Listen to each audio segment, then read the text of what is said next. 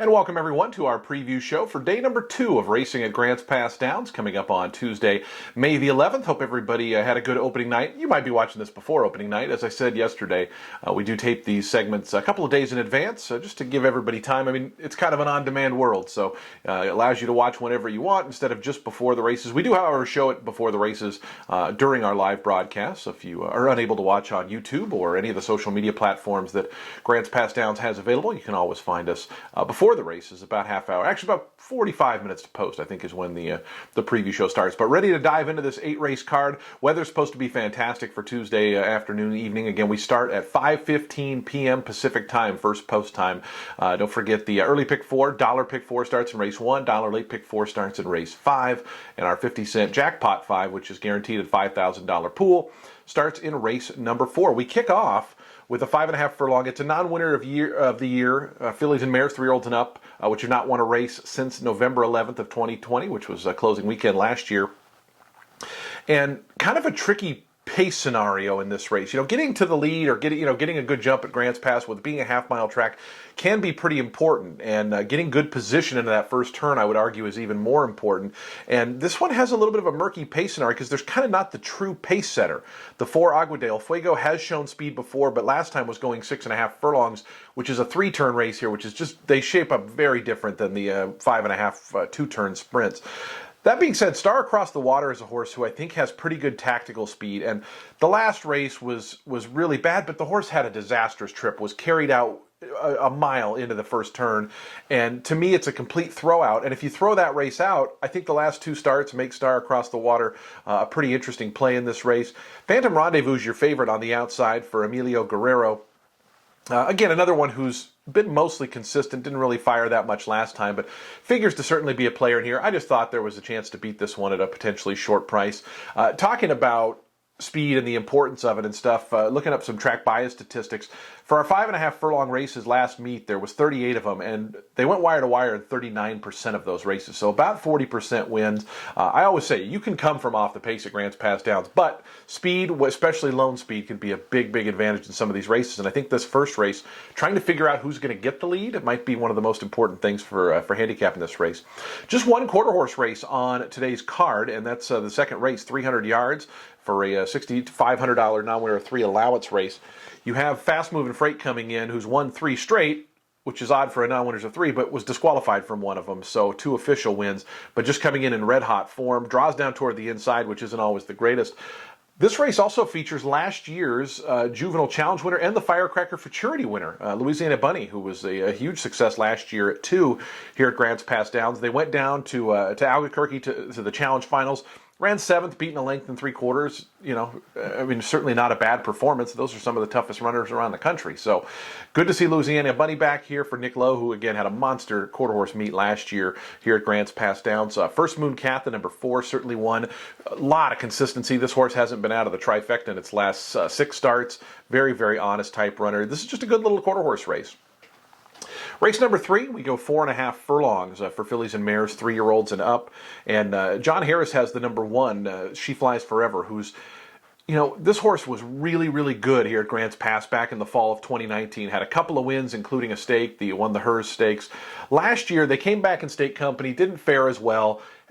Dropped to an open allowance, which the open allowances here are just as tough as the stakes races a lot of times. A lot of the same horses running them.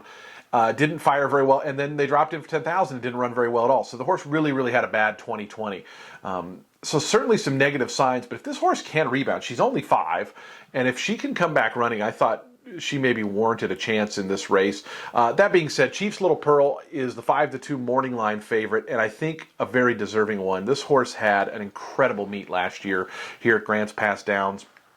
Won 5 out of 6 races, is 7 for 10 here lifetime, and a horse who just has really good early speed, but has shown the ability to be able to sit off runners. I just don't see how anybody in here can go with Chief's Little Pearl. Certainly Swiss Script on the outside has a little bit of speed, but that's the other Mary Boyle horse, and I can't imagine that she's going to want her horses dueling each other. And so Chief's Little Pearl, I think, if she comes back in the same form she was in last year, going to be really tough in this race, and probably a single for a lot of people in that early pick 4. Chief's Little Pearl was absolutely one of the best horses we had on the grounds here. last year. That being said, Timberlake Gage, a very honest type, came down here and ran a third behind Chief's Little Pearl, beaten 3 lengths, so would have to make up some ground. But on her best day, Timberlake Gage is a pretty nice runner as well. The fourth race does begin, that $5,000 guaranteed pool, jackpot pick 5. Again, it is a jackpot bet, so to take down the whole pool, you have to be the only winning ticket, so do be reminded of that. But maiden race for Oregon breds, and a number of first-time starters in here. Trainer Jason Homer has the one. He's decent first time out, 13%, but he's a positive ROI significantly in that category. The number 2 Jayhawk Flyer is a first-time starter for Jorge Rosales, one of our leading trainers. And Jorge's not amazing with first-timers. He's 1 for 13, at least 1 for his last 13. He's very, very good with sprints, though. And so, you know, I thought his horse was worth a look, and certainly want to see kind of what kind of money the horse takes and use the odds board maybe as a little bit of clue. The number 4, Jacquemina, has a lot of experience. I mean, 10 races. I'm always real leery about playing maidens that have been maidens for quite a long time. Sometimes horses just kind of get into patterns of learning how to lose. But this is a horse that was second in a stakes race here at Grants Pass Downs, third in another stakes race. So, you know, while the horse is truly a maiden and is, you know, dropping in class, this horse has competed against good horses. But I always stay away from these types. I just think they're too dangerous in terms of burning money. That being said, Hot August Storm is another one who's coming out of that Greek Native Stakes that Jacquemina finished third in. This one finished second, and that was only this horse's second career start. So if Hot August Storm makes some improvement from age 2 to 3, could be a big, big danger in that race, race number 4 that kicks off that pick 5. My favorite wager at Grants Pass Downs is our late pick 4. It's a $1 bet. Starts in the 5th race. Quinn Howie, who was a tremendous trainer here last year, based in Northern California, sends up a lot of good horses. He's got number 1, Cal's Girl, Mackenzie King riding for this horse. Finished 5th last time out at Golden Gate for maiden 5,000. So jumping in price, but when you weigh the talent of the circuit at Golden Gate Fields, you know, it looks based on the competition kind of like a level move. And so certainly a horse that fits. Don't know much about the number 5, Sizzling Grace, who comes to us from the Bruce Dillenbeck barn, but this horse was running at at Turf Paradise rather for maiden 5 and maiden 10, and you know, kind of running decently, thirds, couple of fourths, really not embarrassed at all for the level, and figures to, I think, be a contender, especially if it takes to the smaller oval here at Grants Pass Downs. I mentioned Jorge Rosales with first-time starters in the previous race. He's got another first-timer named Kitty Creed, rather, in this race, who's been working down at Los Alamitos. This horse actually has a pretty decent little work foundation from Los Al back in March, leading up to Grants Pass here with a work recently on May 5th. So, you know, if you like pedigree, if you like handicapping first-time starters and maidens, there's some good races in the middle part of this card for you to look at. If you get knocked out of the late pick 4, there's a late pick 3. It starts in race number 6.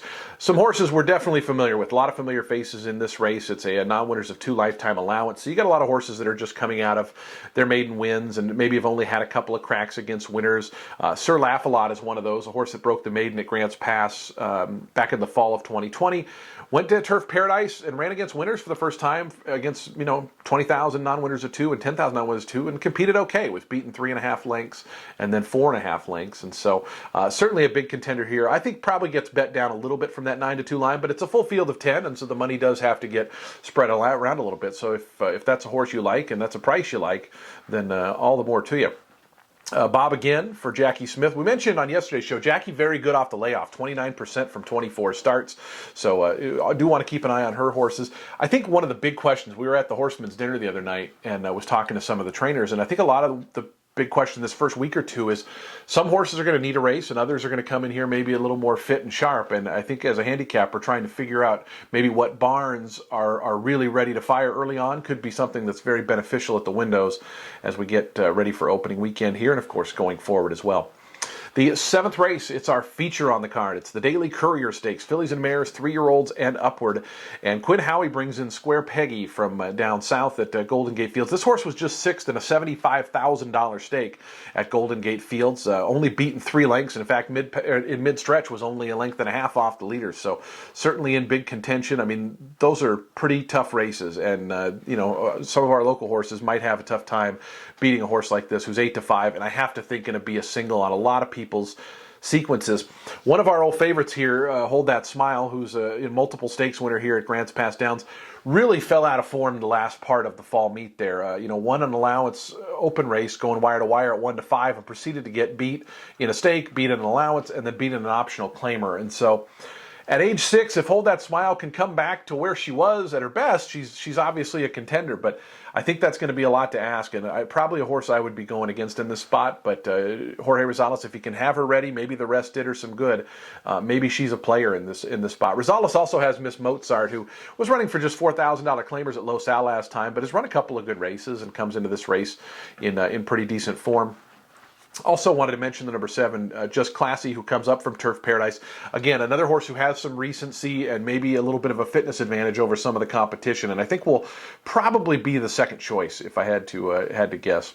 The card on Tuesday wraps up with a maiden optional $20,000 claimer going 5 furlongs. Again, we're a half-mile track, so 5 furlongs is a two-turn race here at Grants Pass Downs, and always, again, looking for kind of where the speed might come from. And I think number 3, Lano, is one who could certainly do it. Made the lead last time going 6.5. As I said earlier, our 6.5 races can be shape up a little more like a route race because it's 3 turns. A lot of times the riders just not in as much of a hurry to kind of try to make the lead, but nonetheless showed speed, and with that speed came a much improved effort. So I have to think that they're targeting going after the early lead in this spot. Quinn Howie sends out the number 4, Vibranium, who last time they dropped down to maiden 5,000, seemed to wake the horse up a little bit. Another one who ran better when closer up. Speed is just such a natural weapon. It also a lot of times helps you avoid trouble going into the first turn. You know, you'll see horses in those second and third flights sometimes get fanned out 3, 4, 5, 6, 7 wide, and it just kind of ends their race right there. And so I think Heavy Hall, the 7, is another one who figures to be somewhat close up.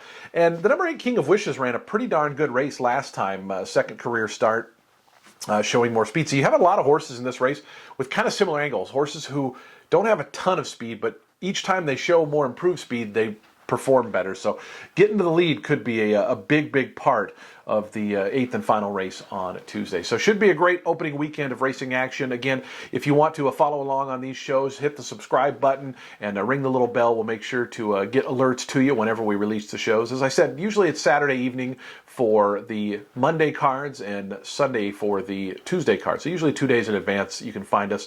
As I said yesterday, I don't do picks. I'll talk about the races. For me, it seems like a lot of the fun of horse racing is making your own selections, making your own opinions, and I just think that's something I want to champion our watchers and viewers to do, not rely on other people's picks. I think you'll find the experience of betting horse racing a lot funner that way. So we will be back next week. Everybody enjoy Tuesday, enjoy opening week, and hope everybody had a good Mother's Day. Happy Mother's Day to all the mothers out there. We'll see you guys next week.